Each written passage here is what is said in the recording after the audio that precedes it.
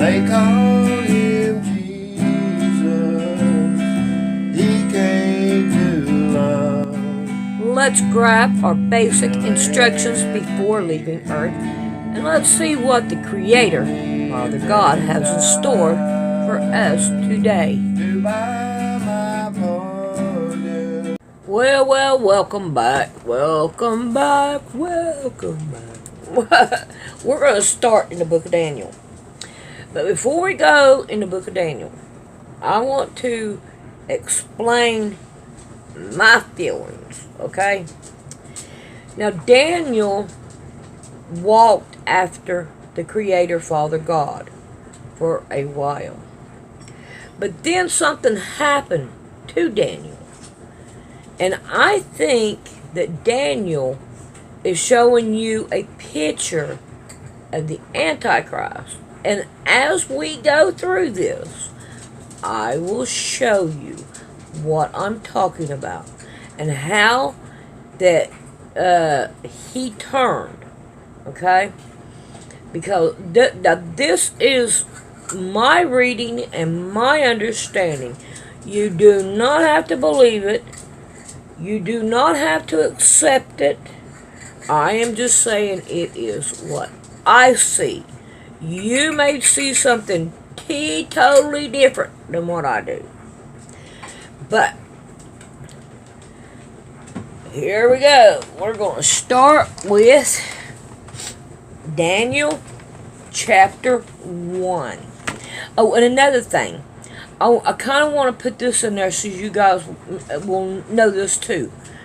You have Ezekiel, Isaiah, let's see, Jeremiah, Ezekiel, Isaiah, Jeremiah, and I think that's about it right there.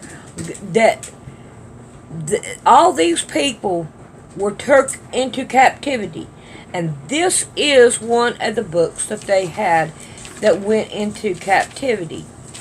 Now there is 12 chapters in Daniel. Then you have Hosea, which is or Hosea, however you want to pronounce it. All of them went into captivity. Joel, Micah, Zephaniah, all these. Okay, the rest of the testaments here, the Old Testaments, all these are people that went into captivity. Now, when we get through with all of these, that the Old Testament, when you get right here in between Matthew and Malachi, it was 400 years before Christ would speak again. 400 years before the Creator God would do anything. So if He's silent in your life, don't feel bad, because it was 400 years before He'd speak again. But as long as you're for Him and not against Him, He's going to be with you, even if He has to send His angels. Okay, here we go. Daniel chapter 1. In the 3rd year of the reign of Jeroboam, king of Judah, came Nebuchadnezzar, king of Babylon, to Jerusalem, and besieged it. And the Lord gave Joachim, king of Judah, into his hand, with part of the... Ow! That's my leg! Part of the victuals of the house of God. Vessels. Come on, cat. Gotta get the cat away. Alright. House, which he carried into the land of Shore, to the house of his God. And he brought the vessels unto the treasure house of his God. Quit it. Okay. Oh, but now the cactus went over and smacked him in the face. See? Quit. Hold on. That's where you go. He's going everywhere. Alright. And the king spoke unto Ashpa, or whatever it goes, to minister his Enochs, that he should bring certain of the children of Israel and the king's seed and of the princes. Let's stop right here. Now, I want to talk about the Enochs. Some people say that the Enochs were men wearing women's clothes. I don't believe that. I have not seen no proof of that. But, however, what I have learned about the Enochs is they cut theirself off. In other words, they can't hold to pee, they have to sit and pee. That kind of clears it up there. They did this so that they could be in the king's house to take care of the king's women. And that was all that they wanted to do. That was like, I don't know, this is what I feel like I have to do, and that's what they do. They did not have sex with the women, and I've never read anywhere in the Bible where they wear dresses, so I don't believe that. And they just took care of the women, and that's what they wanted to do. Which, on my behalf of my brain, I'm like, how can a man do that to himself? I couldn't do that. But that's what I've learned. Alright. Children in whom was no blemish, but well favored, and skillful in all wisdom, and in cutting knowledge, and under... Quit! Biting my hand. I'm sorry. I'm going to do something with this cat. Okay, this is the second night the cat has been in the house. I've been taking it out to the building to sleep, but the cat has been getting up, way up high in that big old loft up there, and it's hard to get him down. So he can't get himself down. Get up there. I don't know how in the world he got up there, but it's starting to be too dangerous. And I don't. You don't want to use them backwards all the time. No, I got that. But it can't get down. Yeah, it can't get down. I agree. He ain't using the bathroom for. All right, let's see if we can't find. I'm sorry, people. This is life in the Brown's house. Okay. 5. No, I'm going up back up here to 4. I'm gonna read 4 again. Children, He's trying to get out. and whom was no blemish, but well favored and skillful in all wisdom and cunning knowledge, and understanding, science, and such had ability in them to stand in the king's palace, and whom they might teach the learning and the tongue of the Chaldeans. Okay, so now what they done is they separated the people, and they said, "Oh, you ain't no good. You ain't no good. Hey, you look like you're a well-educated person. We want you." So they would have their, I'm gonna call them slaves, because that's really what they was, slaves. I mean, that's what why they took all the people. So you got knowledge. You got knowledge in science, and you got knowledge and the ability to stand in the king's palace. In other words, you can read, you can write, you can do all these things, and this will help the king out. Okay. All right. 5. And the king appointed them a daily provision of the king's meat and of the wine which he drank, so nourishing them 3 years, that at all the end thereof they might stand before the king. Okay, they cannot go in front of the king for 3 years, and he was going to be able to drink wine and everything that the king needed. Now among these were of the children of Judah, Daniel, Hananiah, Mishael, and Asa. I think that's the last one. I'm not quite sure. Okay. And to whom the princes of the Enochs gave name, for he gave to Daniel the name of Belshazzar. In other words, they changed their name. Okay, you're going to erase your history. You're going to erase it. You are not who you think you are no more. You're somebody else. And Hananiah of Shadrach and Mishael of Meshach. Oh, come on now, Cat. I can't even get this out. And Ezra of Abednego. But Daniel purposed in his heart that he would not defile himself with the portion of the king's meat, nor with the wine which he drank. Therefore he requested of the prince of the Enochs that he might defile himself. So not only does the Enochs take care of the women, they also just take care of general thing that goes along. Alright. I'm sorry, Cat. Alright, now God had brought Daniel into his favor and tender love with princes of the Enoch. And the princes of the Enoch said unto Daniel, I fear my lord the king, who hath appointed your meat and your drink. For why should he see your face worse like it than the children which are of your sort?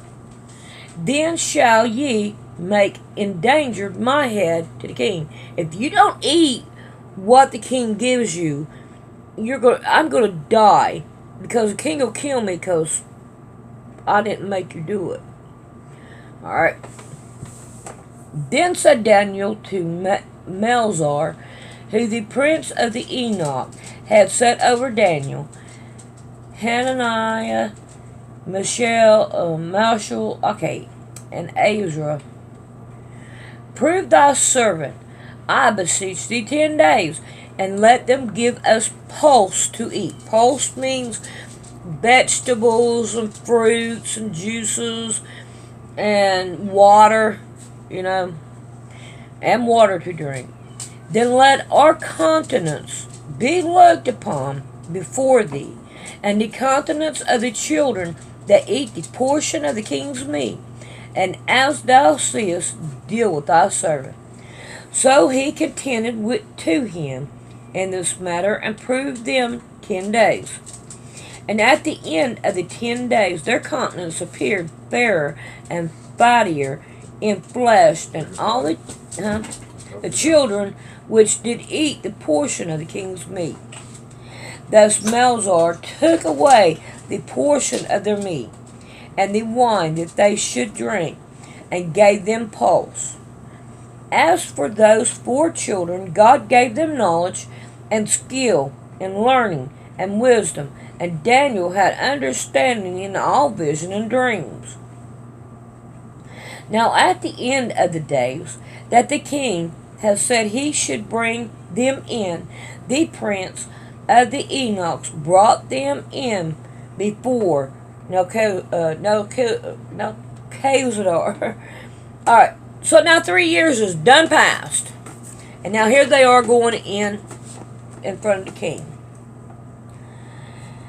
And the king commanded them, and among all was found none like Daniel. Daniel stood out among anybody else. Hananiah, Mishael, and Azariah, therefore stood they before the king, and all the matter of wisdom and understanding that the king inquired of them, he found them 10 times better than all the musicians and the astrologers that were in his realm. In other words, Jesus Christ gave them all the knowledge of what all the astrology is, and any question that king could put out towards the astrology or any kind of anything, then he liked it. And you see here, it's also the musicians. And Daniel continued even into the first year of King Cyrus. Okay, so Nebuchadnezzar died, and here comes Cyrus in. And Daniel was still right there. Alright, let's go on. We're going to go on to chapter 2. Should we try to let that cat out now? What do you think? Well, we can. I hate hearing it screaming there. It breaks my heart. Alright, we're on chapter 2. In the second year of the reign of Nebuchadnezzar, Nebuchadnezzar's dreams wherewith his spirit was troubled, and his sleep was broke from him. When the king commanded to call the musicians, and the astrologers, and the sorcerers, and the Chaldeans, for to show the king his dream. So they came and stood before the king. And the king said unto them, I have dreamed a dream, and my spirit was troubled to know the dream. Then spoke the Chaldee to the king in Shadrach, O king, live forever. Tell thy servant the dream, and we will show the interpretation. And the king answered and said to the Chaldeans, the thing is gone from me. If you will not make known unto me the dream, with the interpretation thereof, ye shall be cut in pieces, and your houses shall be made dunghills. But if you show the dream and the interpretation thereof, ye shall receive of me gifts and rewards and great honor. Therefore show me the dream and the interpretation thereof. And they answered and said, let the king tell his servants the dream, and we will show the interpretation of it. And the king answered and said, I know of certainty that ye would gain the time, because ye see the thing is gone from me. Look, I can't tell you the dream. It kept me up all night long, but I cannot remember my dream now. You've had dreams and you wake up, man, I had this weird dream. Well, what was it about? I can't remember, but it was out there. It was stormy. Okay. 9. But if you will make known unto me the dream, there is but one degree for you, for ye have prepared lying and corrupt words to speak before me, till the time be changed. Therefore tell me the dream, and I shall know that you show me the interpretation thereof. Alright. Look, if you can't do this, then I know you guys have been lying to me forever. Telling me you got all this right here, magical powers and all. You ain't got nothing. Alright. The Chaldean answered before the king and said, there is not a man upon the earth that can show the king the matter. Therefore, there is no king, lord, nor ruler that asks such thing at thy musicians or the astrologers or the Chaldeans. And it is a rare thing that the king requireth, and there is none other that can show it before the king, except the gods whose dwelling is not with flesh. And this is a small g. So what they are calling their gods would be the demon gods. Alright. For this cause the king was angry and very furious, and commanded to destroy all the wise men in Babylon. And the decree went forth that the wise men should slay, and they sought Daniel and his fellows to be slain. And Daniel answered with counsel. Okay, they were going to come and kill Daniel and all of them. With counsel and wisdom to Arash, the captain of the king's guard, which was gone forth to slay the wise men of Babylon. He answered and said to Arach, or whatever, the king's captain, why is the decree so hasty from the king? When Arash made the thing known to Daniel. Then Daniel went in and desired of the king that he would give him time, and that he would show the king the interpretation. In other words, he said, hey man, go talk to the king. Say, give me time and let me see if I can tell you your dream and tell you the interpretation of it. Give me time and I'll do it. Alright, I'm on 17. Then Daniel went to his house and made the thing known to Hananiah, Mishael, and his companions, that they would desire mercy of the God of heaven concerning the secret. Now this is the Creator, Father God. That Daniel and his fellows should not perish with the rest of the wise men of Babylon. Then was the secret revealed unto Daniel in the night vision. Then Daniel blessed the God of heaven. So God gave him the answer. Daniel answered and said, Blessed be the name of God forever and ever, for wisdom and might are his. Amen to that. And he causes the times and the seasons. He removes kings and sets up kings.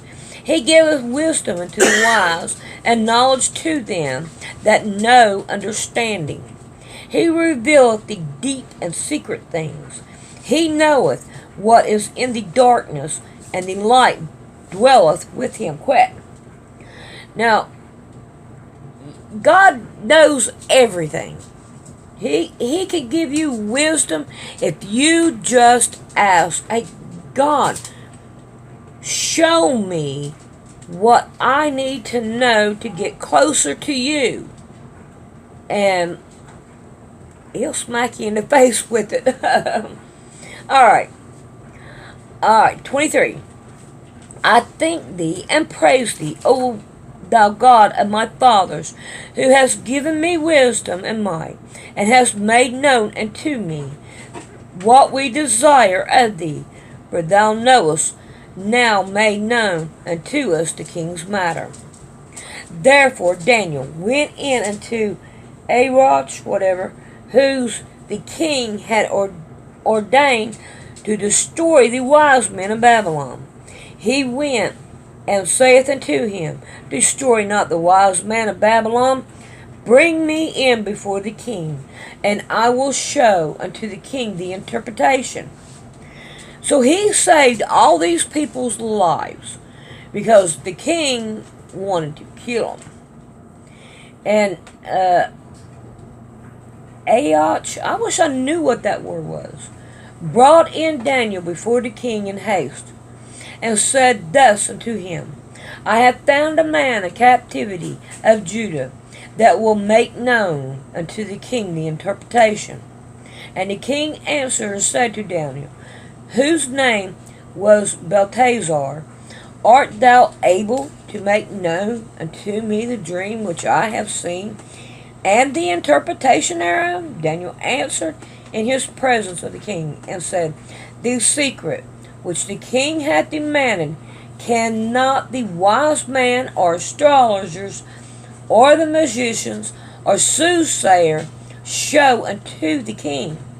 But there is a God, capital G, in the heaven that reveals secrets, and maketh known to the king Nebuchadnezzar that shall be in the latter days thy dreams and the vision of thy head upon thy bed are these. As for thee, O king, thy thoughts come into thy mind upon thy bed. You are in bed, and this is what you dream. What should come to pass hereafter?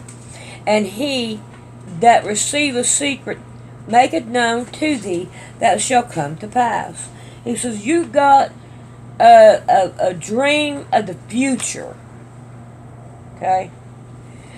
But as for me, this secret is not revealed to me for any wisdom, that I have more than any living, but there are sakes that shall make known the interpretation to the king, and that thou mayest know the thoughts of thy heart.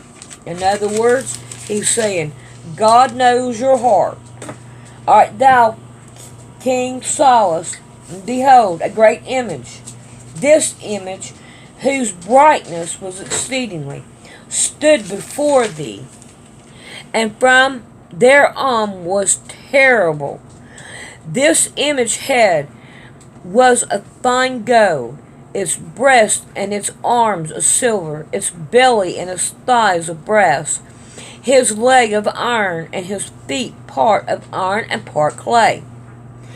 Thou sawest till that a stone was cut out without hands, which smite the image upon his feet, that the iron and clay, and brake them into pieces. When was the iron and the clay, the brass and the silver and the gold broken to pieces together, and became like a chaff of a summer threshing floor, and the wind carried them away, that no place was found for them. And the stone that smote the image became a great mountain, and filled the whole earth. Okay, I'm not going to go through and tell you what each part, the head, the legs, and all, but I can tell you this. We are living in the time of the feet, the iron and the clay. That is what we are living in now. That I'll tell you. Alright, this is the dream, and we will tell the interpretation thereof before the king. Thou, O king, art the king of kings, for the God of heaven hath given thee a kingdom, power, and strength, and glory. And whatsoever the children of men dwell, the beasts of the field and the fowls of the heaven, hath he given into thy hand, and hath made thee ruler over them all. Thou art his head of gold. And after thee shall arise another kingdom, inferior to thee, and another third kingdom of brass, which shall bear rule over all the earth. So now we got the third king, and he is bearing ruler over all the earth.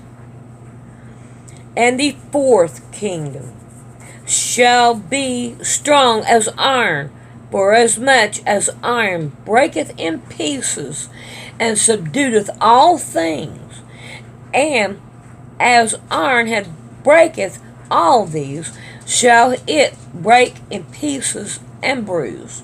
Alright, now, I don't know if y'all ever heard the saying, iron sharpens iron. So here, we are living in this time when all this iron and clay is happening. Okay, now, I can go a little bit into this iron and clay. I'm going to say, you are the clay. I am the clay. Now, the iron is all this transhumanism. Okay? Alright. And whereas thou sawest the feet and toes part of potter's clay and part of iron, the kingdom shall be divided, but there shall be in it of the strength of iron, forasmuch as thou sawest the iron mixed with the miry clay. And as the toes of the feet were part of iron and part of clay, so the kingdom shall be partly strong and partly broken. Alright, so you got people now that, I'm trying to think of the word. You have a lot of people that believe in following this strong kingdom that is on this earth. Okay? And the clay, to me, represents the people that the Creator Father God has. Okay? Alright. And thereof thou sawest iron mixed with miry clay, they shall mingle themselves with the seed of men. Okay? Let's go continue on. Now you've got these churches out there, and they are saying, we're for the Creator, Father God. But yet, they are way far from Him. Okay? But they shall not cleave one to another, even as iron is not mixed with clay. In other words, the churches are going to wake up. This is what my interpretation of it, okay? This is what I'm seeing. Could be, could not be. Alright. And in the days of these kings shall the God of heaven set up a kingdom, which shall never be destroyed. And this is when Jesus comes back again. And the kingdom shall not be left to another people, but it shall break in pieces and consume all those kingdoms, and it shall stand forever. Now this is Jesus Christ tearing up everything. I'm coming back. Alright. For as much as thou seest the stone that was cut out of the mountain without hands, and that it break in pieces the iron, the brass, and the clay, and the silver and the gold, and the great God had made known to the king what shall come to pass after. And the dream is certain, and the interpretation thereof sure. Then the king Nebuchadnezzar fell down upon his face and worshipped Daniel, not the Creator God, and commanded that they should offer an obligation and a sweet odor unto him. Now this is to Daniel, not to the Creator God. The king answered unto Daniel and said, of a truth it is that your God, there we go, now is giving God glory, is a God of gods. Okay, it's a big G and now a little g, and the Lord of kings, and a revealer of secret, seeing thou couldst reveal the secret. Now the king made Daniel a great man, and gave him many gifts, and made him ruler over half the province of Babylon, and the chief governor of the governors over all the wise men of Babylon. Then Daniel requested of the king, and he set Shadrach, Meshach, and Abednego over the affairs of the province of Babylon, but Daniel sat in the gate of the kings. Now, when they say they sit in the gate of the kings, believe you me, that was the highest thing, that the king would go and he would sit there, and he wouldn't do all the things that needed to be done. But Daniel said, look, let's put Meshach, and whatever, and Abednego to doing this thing, and let me do this for you. So that's what he done. So herefore, let me point out part of why I say Daniel, his heart left the Creator God. Number one, when the king fell down at his feet, Daniel got a little bitty taste of that kingdom. Okay? He ain't changed yet. He's still on God's side. But his pride got up there. Alright, we're going to call it quits for tonight. I don't know how well y'all going to like this or not. If you don't want me to stop, just let me know. If you want me to keep on going like I'm going. Because Daniel, I've studied a lot in Daniel. I've studied a lot in Isaiah too, and Ezekiel. But it seemed like Daniel stuck with me more. Alright, love you guys. Hugs and kisses. How to donate to PayPal. You mash on Poor Man's Sewing, and then you come up here and you look for About, and you mash on About, and right here you hit on Donate to Poor Man's Sewing. It's people like you that help me out, and it is really appreciated. And I hope you many blessings in this hard times that we are fixing to go through.